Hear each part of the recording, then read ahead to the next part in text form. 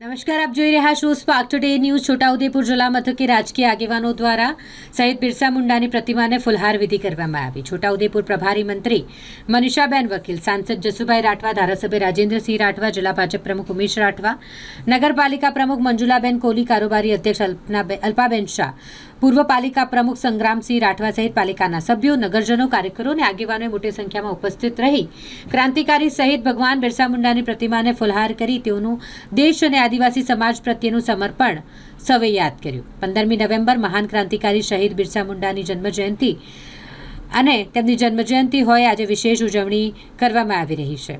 સામાજિક જાગૃતિ અને સામાજિક ચેતનાનું પરિણામ કહી શકાય તેમના જન્મજયંતિ સપ્તાહની ઉજવણી કરવામાં આવી રહી છે। છોટાઉદેપુર નગરપાલિકા ખાતે પણ બિરસા મુંડાની પ્રતિમાને ફુલહાર કરી સૌએ ધન્યતા અનુભવી।